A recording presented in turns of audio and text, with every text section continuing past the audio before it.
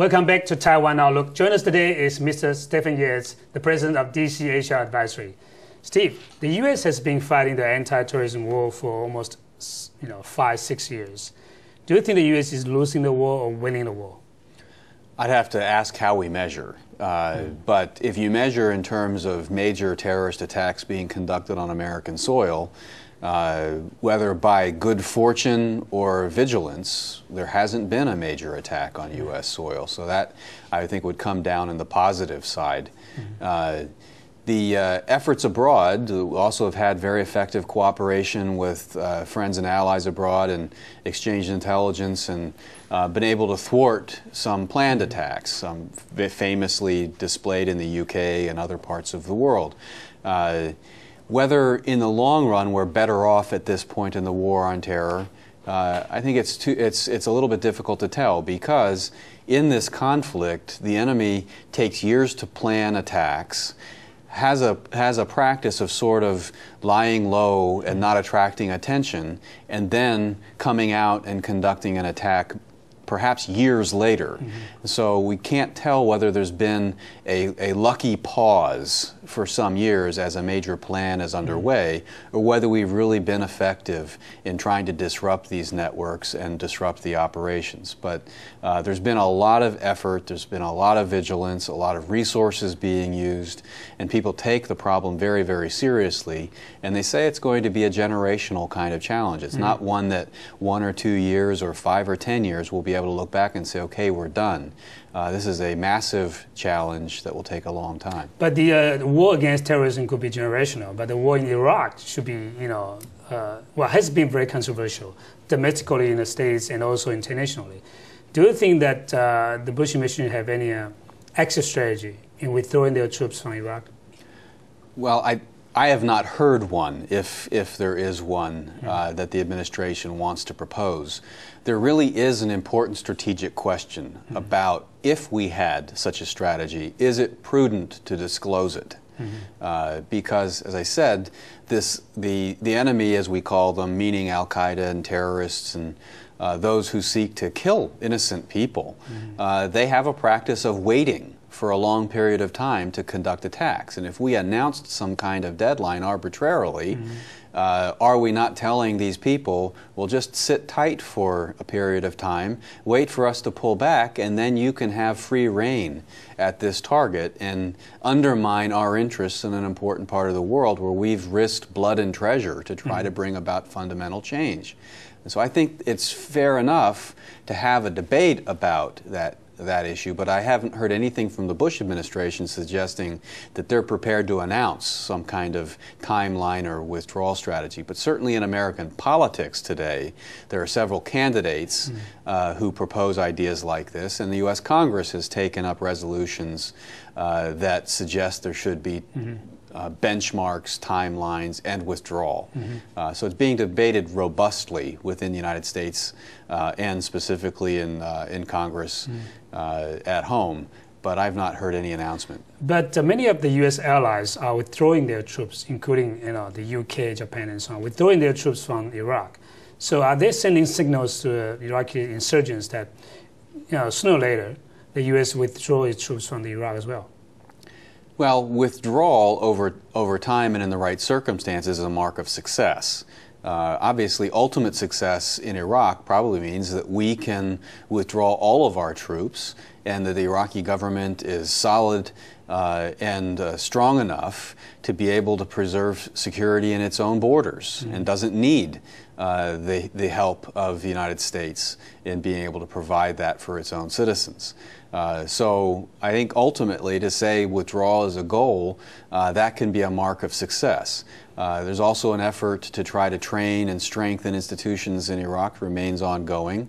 So I think people on both sides of this debate honestly hope that we will be able to at some point pull back from the magnitude of the commitment we have now. There's a very strong argument in Washington that we need to increase the commitment in the short term in order to reach the ultimate goal of being able to withdraw. The reason for the U.S. going into Iraq is because of the issue of nuclear proliferation. And that also touches upon another issue in our part of the world, that's North Korea. Do you think the U.S. has been very successful in containing North Korea in developing and in proliferating nuclear weapons? I think we've struggled in terms of the development of nuclear weapons for sure, because in recent years, if reporting has been accurate, North Korea has engaged in the production of enough material to create several new weapons. I don't know that anyone has a fixed number on exactly what they have. On the good news side of the ledger, I don't think we have any evidence that they have exported this technology in recent years, and that, of course, would be a devastating development if that were to occur. That's sort of the nightmare scenario, that the deadliest weapons would be sold by people like the North Koreans to networks that are intent on using them against innocent people elsewhere in the world. So we've tried to build up institutions and capabilities to detect and deter and interdict proliferation activity. And we've tried through negotiations to try to push North Korea back into a position of greater responsibility. But I think we're far from a situation where we can breathe a sigh of relief and feel like the threat has truly gone down. As we know that for the first 5 or 4 years, the U.S. insists that there should be a multilateral approach in dealing with the nuclear issue in North Korea. But in recent months, the U.S. began to engage in some sort of bilateral dialogues with the Pyongyang regime. Why did the U.S. government shift its policy? I don't know. I was not a part of the discussion to engage in the bilateral negotiations. I'd left government before that. And I did strongly believe in the value of having the multilateral approach to dealing with North Korea. I strongly believed that it was time for China to increase its responsibility and engage through its unique channels of influence to try to bring about a strategic change in behavior by North Korea's leadership. So at least by appearances, the United States adjusted its approach.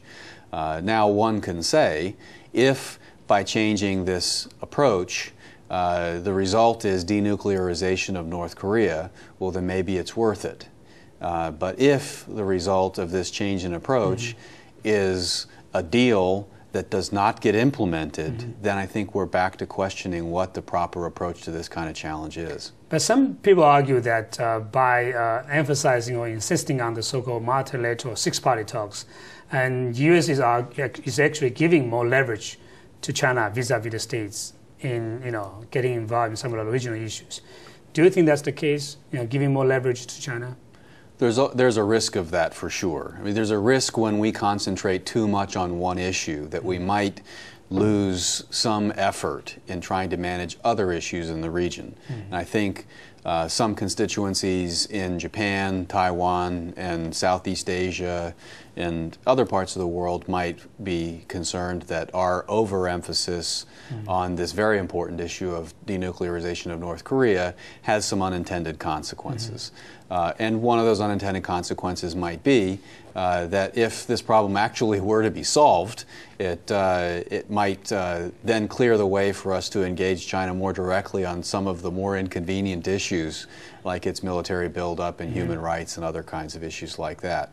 The administration, I'm sure, would strenuously make the case that they have been dealing with all of those issues. They've been engaged intensively with many different governments to consult on these policy issues.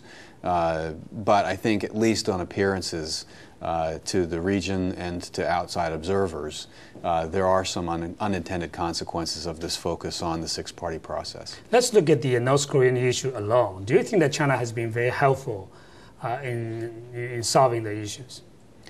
I see no public evidence that China has used the kind of leverage and access that most observers think they have to bring about a solution. I have heard impassioned arguments being made from people inside the government that China indeed has taken special action to bring about a change in North Korea. But they haven't provided us on the outside any kind of public evidence that we can point to support that case. I think it's ultimately important for us to be able to show in a transparent way a change in reality on the ground in North Korea, and also in a transparent way to be able to help educate people on how this change came about. So I think the burden really is on the people in government in these negotiations to find a way to make the public case that China has delivered what it needs to on this issue. To date, it has not been done.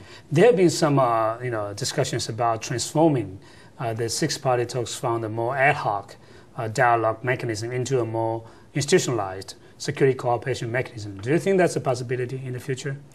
It's definitely a possibility because it's a topic that has a great deal of interest among elite foreign policy experts in the United States and perhaps in Asia.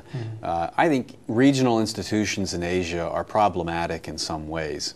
When you think specifically about Northeast Asia, it's hard to imagine a way to truly be able to address issues other than North Korea in these six parties in particular in an adequate way. For instance, aside from North Korea, what is the most frequently referred to flashpoint in East Asia? It's the Taiwan Strait. That's right. Taiwan is not a member of the six-party talks, unlikely would be a member of an enduring six-party institution dealing with Northeast Asian security.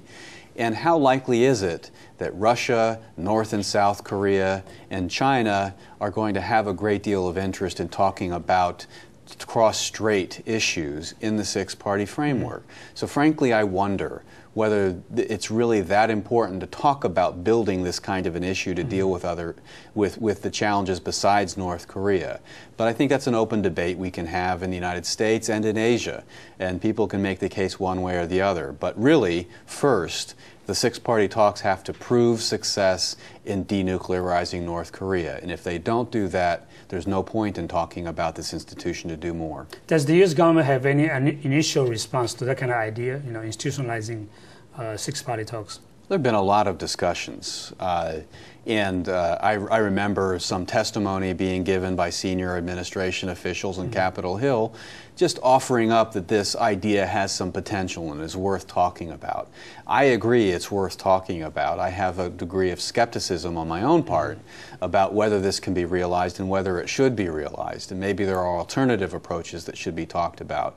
But there definitely is a constituency in the United States that sees developments in Europe and other parts of the world as having had major regional institutions playing an important role. And we look at East Asia and there's an absence of similar institutions. And they wonder, reasonably, would these kind of institutions help? I have a bias that suggests perhaps that's not really the problem. But there is an interest in this conversation will continue. But so you should mention that Taiwan Strait is one of the key flashpoints in the region, but there is no regional mechanism that can deal with the issue. It depends very much on the bilateral negotiation between Taiwan and the PRC. But so far, there's no political dialogue whatsoever between the two sides. What do you think would be the best way to overcome these kind of barriers? Well, I think it's perfectly legitimate for leaders and people with interest in Taiwan to raise the profile of your concerns to the international community. It's sort of conspicuous that the United Nations wouldn't really play some kind of a role in helping to manage this kind of a potential conflict. It's unique in the world that the United Nations would seek to be standoffish on this kind of an effort. We all know that China is in a privileged position in the United Nations Security Council, but it's really sort of out of the historical character of the United Nations not to play some kind of a role in sort of promoting dialogue and other kinds of peaceful resolution strategies. It's perfectly fine for Taiwan to suggest that there should be regional dialogue about these kinds of issues, but we should have no illusions that China doesn't really seek to have a regional dialogue about these kinds of things, and China in recent years hasn't seen fit to even have direct dialogue with the elected leadership in Taiwan. So we have some ground to cover before this becomes a reality, but it's perfectly legitimate for people in Taiwan to suggest that international institutions take this up. But will the U.S. do anything to encourage this kind of issue to be discussed in a multilateral framework? I think the bottom line on the U.S. right now is that they don't really want to talk about the Taiwan Straits issue. We're preoccupied with other kinds of issues and don't want to take time and resources away from them. So I don't think proactively the United States right now has an interest or an appetite for pushing discussion of the cross-straits issue into other fora. We want the United Nations focusing on Iran right now. We want the United Nations focusing on the North Korea situation or other kinds of challenges out there in the world. So it's not exactly the best time for this to be pushed into some of these venues, but it's not inappropriate in principle for people in Taiwan to suggest that this be responsibly dealt with. Finally, you are going to have a new president, be it a Republican or Democrat. Will there be any modification or big policy shift in the U.S. policy towards Taiwan? I don't think there will be. It's possible that there will be. It's just hard to imagine that with the absence of really a lot of discussion about this in the course of the campaign, that candidates would really think to come into office and make a big change. And it just, in my experience, limited though it may be, if a candidate is coming into office and hasn't, by the time they've entered office, thought about the kinds of changes they want to make, it's really hard to push a new agenda once you've gotten into the job and you have the demands of day-to-day management. So I would not want to raise expectations about that kind of change. But it's perfectly reasonable to imagine that if Taiwan were to find a way to connect better with the American people, that the American people might find reasons why they would care about making perhaps some modifications in the way policy is conducted with Taiwan, and there may be opportunities for the Taiwan people there. Steve, thank you for your very insightful analysis. Thank you, as always. Stephen Yates, President of the DC Asia Advisery. Thank you for watching Taiwan Outlook. See you next week.